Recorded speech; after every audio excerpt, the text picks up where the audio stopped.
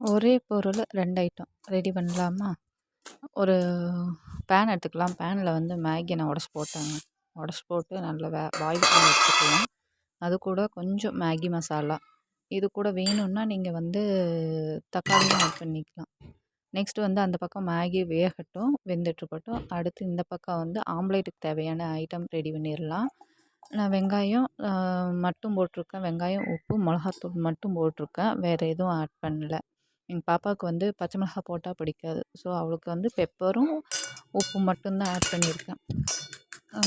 தென் இது நல்லா மிக்ஸ் பண்ணி எடுத்துகிட்டு இந்த பக்கம் வந்து மேகி நல்லா வெந்துருச்சு, பாயில் ஆகிடுச்சு. அதை வந்து நம்ம ஒரு பிளேட்டுக்கு ட்ரான்ஸ்ஃபர் பண்ணிக்கலாம். ஓகேவா? இப்போ soup Maggi ready. Soup Maggi வேணுனாலும் சூப் மேகியாக குடிச்சிக்கலாம். நெக்ஸ்ட் வந்து இப்போ நம்ம முட்டையை அடித்து வச்சுருந்தோம் இல்லையா, அதை வந்து இன்னொரு பெரிய பவுலுக்கு மாற்றிட்டு, இப்போ மேகி இது ரெடி பண்ணி வச்சுருந்தோம் இல்லையா சூப் மேகி, அதில் வேணுங்கிற அளவு இந்த முட்டைக்கு தேவையான அளவு எடுத்து போட்டு மேகி ஆம்லேட்டை மாற்றிக்கிடலாம். அவ்வளோதான்.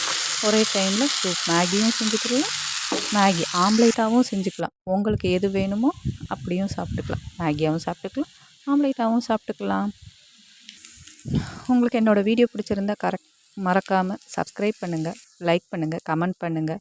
இந்த வீடியோ எப்படி இருந்துச்சு அப்படின்னு சொல்லிட்டு மறக்காமல் உங்கள் கமெண்ட் எனக்கு சொல்லணும். தேங்க்யூ ஃபார் வாட்சிங்.